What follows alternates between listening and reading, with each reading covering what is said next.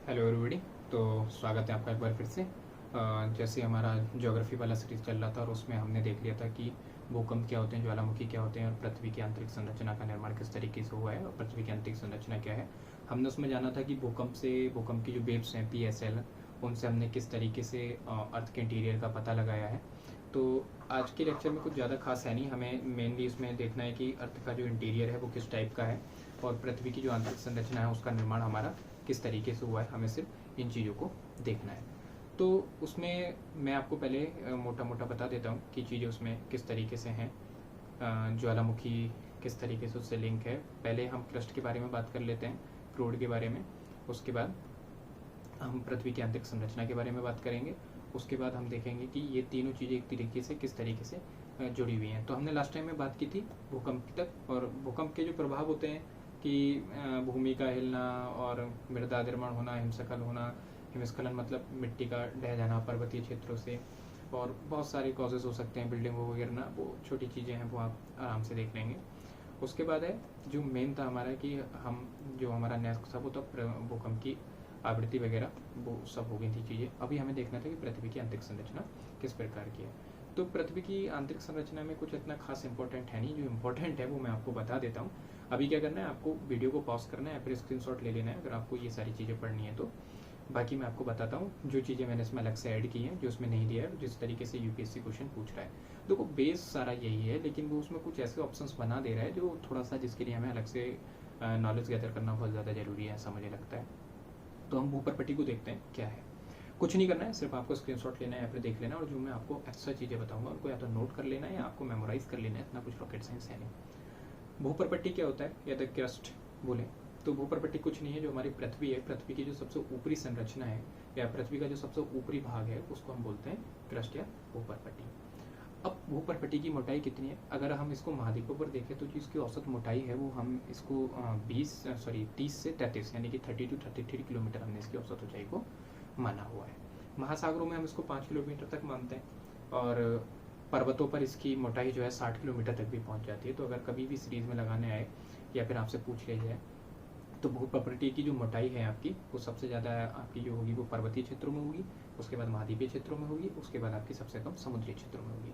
भूप्रकृति के निर्माण में और अगर देखें तो सबसे ज़्यादा अपसादी चट्टानें होती हैं, और आग्नेय और रूपांतरित चट्टानें आपको पता ही है। सबसे ज़्यादा अपसादी चट्टानों का मतलब है कि 70 से 75% से भी अधिक इसमें अपसादी चट्टानों का भाग रहता है भूप्रकृति को निर्माण में। तो भूप्रकृति में कुछ ज़्यादा देखना है नहीं आपको, ये पृथ्वी का ऊपरी भाग है, अपसादी चट्टानों से मिलकर के बना हुआ है, और कहाँ कहाँ पर कितनी इसकी मोटाई है मैंने वो आपको बता दिया है। उसके बाद जो दूसरा भाग आता है आपका, वो आता है आपका मेंटल। आप एक बार इस अगर डायग्राम को शायद देख लेंगे तो आपको सारा कुछ समझ में आ जाएगा, जो मैंने थोड़ा सा हाईलाइट भी कर रखा है।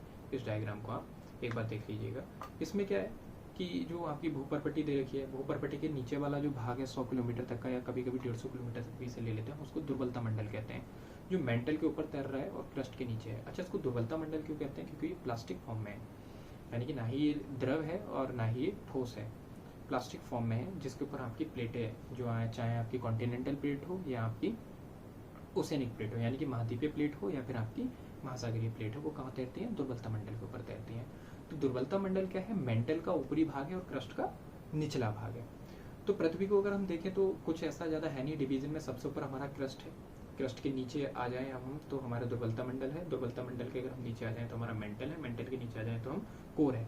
कोर को हमने दो भागों में, कोर जिसको हम क्रोड बोलते हैं हिंदी में, कोर को हमने दो भागों में डिवाइड किया है, बाह्य कोर और आंतरिक कोर।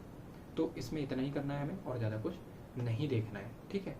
देखिए डिजिट में मत जाइएगा कि 2900 किलोमीटर तक है, इतने किलोमीटर तक है, डिजिट कभी भी UPSC मैटर नहीं करता, और ना ही वो डिजिट पूछता है, क्योंकि ये सिर्फ अनुमानीय है। अच्छा, अब आपके मन में ये आया होगा कि आपने बताया था कि पृथ्वी को का जो हमने ज़्यादातर ड्रिल किया है, खोदा है, तो साउथ अफ्रीका में जो हमारी सोने की खानें हैं, किम्बरले खान है, वहाँ पर हम 3 किलोमीटर से 3.5 किलोमीटर तक ही खोद के अंदर जा चुके हैं। तो मैंने आपको बताया था, जैसा हमने पहले लेक्चर में दूसरे लेक्चर में डिस्कस किया था, कि पृथ्वी की जो आंतरिक संरचना है उस किस तरीके से है, क्या कहाँ पर क्या मिल रहा है, उसका हमने सब जानकारी जो प्राप्त की है वो प्राप्त की है भूकंप से, भूकंपीय तरंगों से, जो PSL वेव्स के बारे में हमने पढ़ा था। अगर आपने अभी तक उसको नहीं देखा है तो पिछले लेक्चर में, पहले और दूसरे में देखा है, छोटे छोटे लेक्चर हैं और छोटी छोटी सी चीज़ें हैं। उसके बाद अगर हम बात करें दुर्बलता मंडल की, हमने बात करी, अगर मेंटल की बात करें तो ये द्रवावस्था में होता है। देखो यहाँ से जनरली क्वेश्चन क्या पूछे जाते हैं, जनरली जो क्वेश्चन, आप पहले तो इसका स्क्रीनशॉट ले लो या फिर पॉज करके एक बार इसको पढ़ लो, क्योंकि इसमें कुछ इतना कुछ खास है नहीं मेंटल के बारे में या परपटी के बारे में, सब बच्चों वाली चीज़ें हैं। बस मेन चीज़ जो इसमें मुझे और जोड़ने की चीज़ें ज़रूरत है, या यहाँ से जिस तरीके के क्वेश्चन बन रहे हैं वो मैं आपको बता देता हूँ। ठीक है, आपको अगर वो ये पूछेगा कि जो हमारा अर्थ की आंतरिक संरचना है, पृथ्वी की आंतरिक संरचना है, इंटीरियर जो है, उसमें सबसे ज़्यादा क्षेत्र किसका है, तो मेंटल का है, जाहिर सी बात है। ठीक है, सबसे कम किसका है, क्रस्ट का है। ठीक है, उसके बाद कोर का है। कोर को हमने दो भागों में बांटा है, इनर कोर और आउटर कोर, यानी कि आंतरिक क्रोड और बाह्य क्रोड। उसके बाद आपका मेंटल आ जाता है। मेंटल के ऊपर जो दुर्बलता मंडल है वो अलग नहीं है, या तो आप उसको मेंटल का ऊपरी भाग बोल लो, या तो आप उसको मेंटल का ऊपरी भाग बोल दो, या फिर उसको आप क्रस्ट का निचला भाग बोल दो। तो ये यहाँ तक उसमें आपका कवर हो जाता है। उसके बाद है आपका क्रूड क्या होता है, क्रूड सॉलिड क्यों है। जनरली ये क्वेश्चन बन जाता है कि निम्नलिखित में से कौन सा कारण है कि जिसकी वजह से हमारा जो अर्थ है उसका क्रूड है, यानी कि कोर है, वो ठोस अवस्था में, सॉलिड स्टेट में। तो सीधा सा रीज़न है कि वहाँ पर प्रेशर और टेम्परेचर बहुत ज़्यादा है। इतनी ज़्यादा प्रेशर और टेम्परेचर पर कोई भी चीज़ है वो सॉलिड हो जाएगी। ठीक है, कभी कभी बन जाता है कि निफे, वहाँ पे निकल और आयरन बहुत ज़्यादा होता है, कि निफे क्या है, तो वहाँ पे निकल और आयरन की बहुत ज़्यादा मात्रा है, तो जो हमारा क्रूड है उसमें निकल और आयरन मिलता है, सीधी सी बात है। तो ये वाली सारी चीज़ें हैं जो हमने पृथ्वी की जब क्रस्ट पढ़ी थी तो हमने महाद्वीप पढ़े थे और महासागर पढ़े थे, तो हमने सीमा और आपका सीमा पढ़ा था, और क्या कहते हैं निफे पढ़ा था, और क्या कहते हैं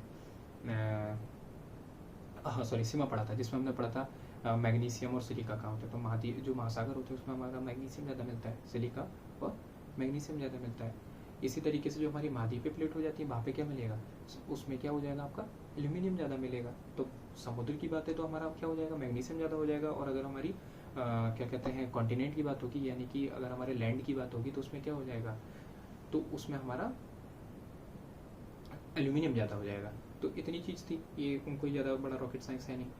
तो इसकी सीमा कितनी है वो डिजिट आप एक बार पॉज करके देख लो, और डिजिट या कितना घनत्व क्या है, कितने ग्राम में, ये कभी नहीं पूछा जाता। ठीक है, अब उसके बाद ये रहता है कि अर्थ की आंतरिक संरचना जान ली। अर्थ की आंतरिक संरचना को आप इस तरीके से देख लो कि अगर कोई प्याज है और हम उसको छीलते चले जाते हैं, छिक्कल के नीचे छिक्कल निकलते, तो आप उसको ऐसे समझ सकते हो। ठीक है, और अंदर उसके सोलिड छोटा सा गोल भाग निकलता है, वो आपका कोर हो जाता है। ये अर्थ हो गया। ठीक है, मैं आपको ये भी बताऊंगा कि कौन सी सीमा किसको अलग करती है, गुटेनबर्ग सीमा क्या है, मोहे सीमा क्या है, मैं ये भी बताऊंगा। लेकिन अभी हम ये देख लेते हैं कि जिस तरीके से मैंने आपको बताया था कि पृथ्वी की जो आंतरिक संरचना है प्लेट विवर्तनी की है। ठीक है, महाद्वीप का महाद्वीपीय विस्थापन सिद्धांत है, भूकंप और ज्वालामुखी, ये सब एक दूसरे से जुड़े हैं, इनको अलग करके नहीं पढ़ा जा सकता। तो मैं पहले आपको उस हिसाब से करा देता हूँ। अब मैं इसमें आपको बताऊंगा ज्वालामुखी क्या होता है। तो देखो ज्वालामुखी जो इसमें स्लाइड दी रखी है इन्होंने, सील्ड ज्वालामुखी या फिर ज्वालामुखी द्वारा ज्वालामुखी निर्मित स्थल रूप, या तो आप इसका स्क्रीनशॉट ले लें या पॉज करके इसको पढ़ लें सेंडरसन को, क्योंकि मैं आपको थोड़ा अलग तरीके से और थोड़ा इजी वे में बताऊंगा, और थोड़ा सा उसमें एक अलग थोड़ा सा ऐड करके। अब नलिका क्या है, कोन क्या है, ये छोटी छोटी चीज़ें ये आप यहाँ से देख सकते हो। बाकी मैं आपको वो सारी चीज़ें बताऊंगा जहाँ से क्वेश्चंस बन रहे हैं। अगर मैं एक एक चीज़ आपको एक एक शब्द करके बताऊँ तो शायद 100 लेक्चर्स हो जाएंगे और ये कंप्लीट भी नहीं हो पाएगा। मैं मिश्रित ज्वालामुखी, सील्ड ज्वालामुखी ये किस प्रकार के होते हैं मैं आपको सब बताऊंगा। आपसे पॉज करें, स्क्रीनशॉट लें और उसको देख लें। ज्वालामुखी कोल्डेरा कैसे बनता है मैं आपको ये भी बताऊंगा। और अब ये भूकंप के आदि केंद्र PSL तरंगों पर आधारित है, मैंने बहुत अच्छे से आपको समझा रखा है पहले और दूसरे लेक्चर में, वहाँ जा करके देख लो। कोल्डेरा कैसे बनता है वो सारी चीज़ें हैं। बेसाल्ट प्रवाह क्षेत्र क्या है मैं आपको बिल्कुल बताऊंगा। फ्लड बेसाल्ट क्या है, ज्वालामुखी स्थलाकृतियाँ क्या होती हैं, और ये एक दूसरे से किस तरीके से सब जुड़े हैं। अब ज्वालामुखी स्थलाकृतियाँ क्या है, ज्वालामुखी स्थलाकृतियों के इन्होंने बोला अंतर्वेदी आकृतियाँ क्या है। अंतर्वेदी आकृति में लैकोलिथ होता है, बैथोलिथ होता है, आपका सेल होता है, डाइक होता है, वो सारी चीज़ें क्या होती हैं, या फैकोलिथ होता है, क्या होता है मैं आपको बताऊंगा। यहाँ आप थोड़ा सा क्या है परेशान हो जाएंगे, क्योंकि थोड़ी सी लैंग्वेज टफ भी है NCERT की। ये सब देखो लैकोलिथ, बैकोलिथ, सेल, डाइक, जो ये मैं यहाँ पे हाईलाइट कर रहा हूँ, इन्होंने यहाँ पे दे भी रखा है। ये सारी चीज़ें मैं आपको अभी बताऊँगा। आप यहाँ से सिर्फ स्क्रीनशॉट लें या फिर वीडियो पॉज करें और देख लें। ठीक है, और कुछ ज़्यादा इसमें है नहीं। डाइक वगैरह ये सारे कुछ दे रखे हैं। लैकोलिथ क्या है, या फिर आपका बैथोलिथ क्या है, मध्य महासागरीय कटक ज्वालामुखी क्या है, ये सब कुछ है। मेन चीज़ क्या है मैं आपको यहाँ पे इस मैप में एक बार दिखा देता हूँ। ठीक है, ऐसा है जैसे आप पॉज कर करके इसको पढ़ रहे हो या फिर स्क्रीनशॉट लेकर के पढ़ रहे हो, उसके बाद इस मैप को जरूर देख लें। उससे क्या है कि आपकी एक अंडरस्टैंडिंग डेवलप हो जाएगी कि असल में चीज़ें है क्या।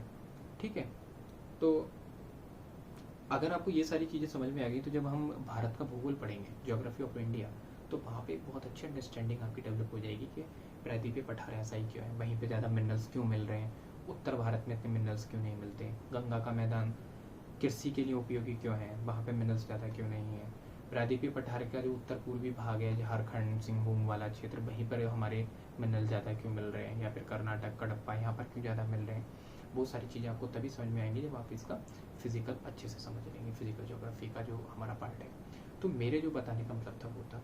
ठीक है, उसके बाद मैं आपका एक लेक्चर कंबाइन ले लूँगा जिसमें सारा कुछ होगा कि हमने इन सब में क्या समझा। हमने आखिर में ज्वालामुखी को, भूकंप को, सुनामी को, महाद्वीपीय विस्थापन सिद्धांत को, प्लेट विवर्तनिक को, ये सब एक दूसरे से जुड़े हैं, तो किस तरीके से एक साथ हमने जोड़ करके पढ़ा, और यूपीएससी उन सबको एक साथ जोड़ करके क्वेश्चन कैसे देखती है, वो एक साथ क्वेश्चन कैसे फ्रेम करती है, मुद्दा ये है। इसलिए मैं इसको आपको इस तरीके से पढ़ाने की कोशिश कर रहा था। ठीक है, अब पहले हमें जानकारी होनी चाहिए आपका जो ज्वालामुखी होता है उस सब में, कि ज्वालामुखी और ज्वालामुखीयता दो टर्मिनोलॉजी उससे होती हैं। तो ज्वालामुखीयता जो है वो अलग है। देखो, ज्वालामुखी तो सीधी सी बात हो गई, कहीं कोई जगह है और वहाँ से अगर अचानक से लावा का उद्गार हुआ तो उसको हम ज्वालामुखी बोल देते हैं। लेकिन ज्वालामुखीयता क्या है? लावा का ऊपर उठना, उठने के बाद उसका बाहर निकलना, बाहर निकलने के बाद उसका जमना और उसकी आकृतियाँ बनना, चाहे वो आंतरिक आकृतियाँ हो या फिर बाह्य आकृतियाँ हो, वो सारी चीज़ें जो होंगी वो क्या होंगी? ज्वालामुखीयता के अंतर्गत आएंगी। इसमें जनरली हम बाह्य आकृतियों को लेते हैं, आंतरिक आकृतियों का हमें इसमें इतना प्रचलन देखने को नहीं मिलता। तो ये आपका ज्वालामुखीयता हो गया। ज्वालामुखीयता के बाद मैंने बात की मैग्मा की। तो मैग्मा क्या है? मैग्मा, देखो, अगर जब तक पृथ्वी के अंदर है हम उसको मैग्मा कहेंगे, जैसे ही वो पृथ्वी के बाहर आ जाता है उसको हम लावा कहेंगे। ठीक है, मैग्मा कुछ नहीं है, चट्टाने हैं। चट्टाने जो है खनिजों का समूह होती हैं, तो उन चट्टानों और खनिजों का जो पिघला हुआ रूप है हम उसी को ही क्या बोलते हैं? मैग्मा बोलते हैं।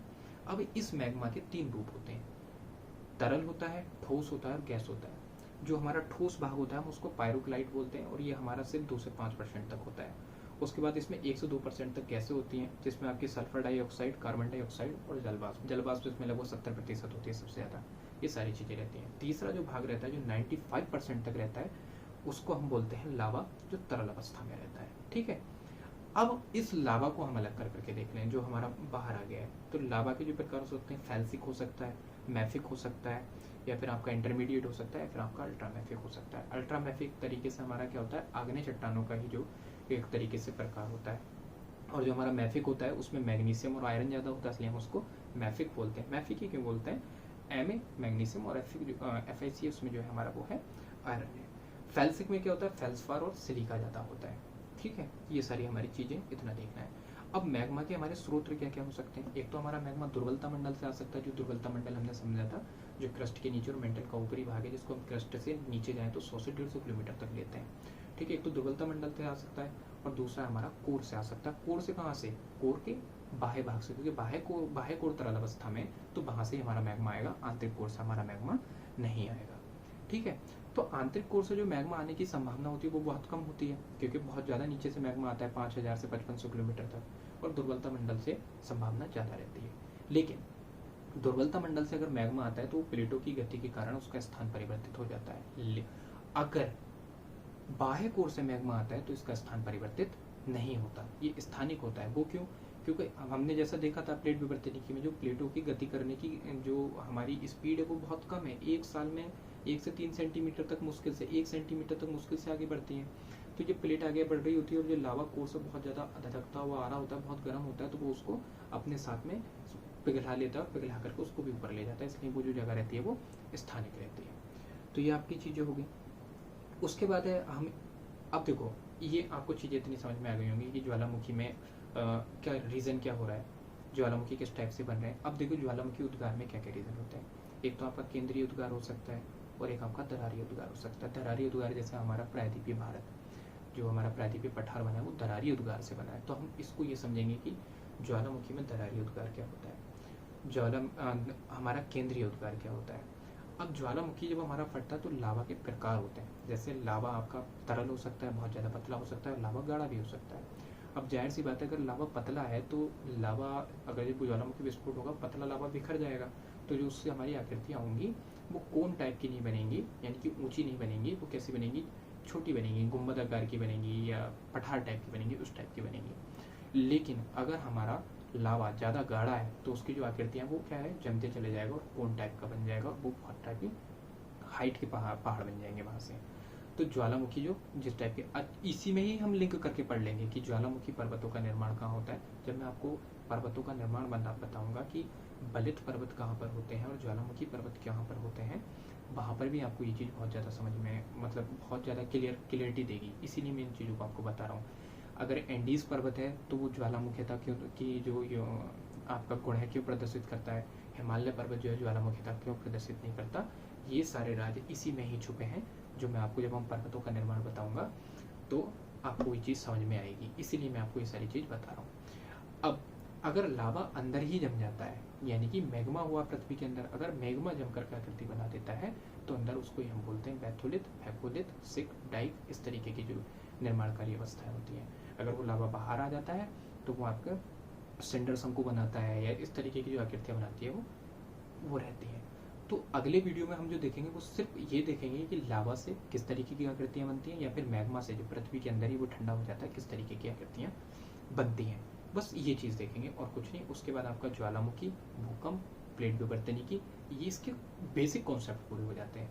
अब जब हम आगे पढ़ेंगे तो छोटी छोटी चीज़ों को साथ में पढ़ेंगे और इनको लिंक कर लेंगे। जब मैं आपको पर्वतों का निर्माण बताऊंगा या फिर मैं आपको बताऊंगा कि चापीय द्वीप क्या होते हैं या फिर द्वीपों का निर्माण कैसे हुआ, इंडोनेशिया में या फिर जापान में इतने ज़्यादा भूकंप या ज्वालामुखी क्यों आते हैं, उनका निर्माण कैसे हुआ, वो चीज़ों की क्लैरिटी आपको तब आएगी क्योंकि आपने ये सारी चीज़ें समझ रखी हैं। तब तक मैं आपसे यही उम्मीद करूँगा कि आप जो है एक स्क्रीनशॉट ले लें इनका और वीडियो को पॉज करके पढ़ लें, और मैं अगले वीडियो में इन सारी चीज़ों को आपको बिल्कुल क्लियर कर दूँगा। अभी वीडियो बहुत ज़्यादा लंबा हो जाएगा और इसी तरीके से हम पढ़ेंगे, क्योंकि जो मेन चीज़ें निकालने की जिस तरीके से यूपीएससी क्वेश्चन पूछ रहा है हम मेनली उन चीज़ों पर जाएंगे, ना कि पूरी चीज़ों पर, वरना हमें इसमें बहुत समय लग जाएगा। 100 से भी ज़्यादा वीडियोज़ हो जाएंगे और हम इसको जो है 15 से 20 वीडियो में ख़त्म कर देंगे।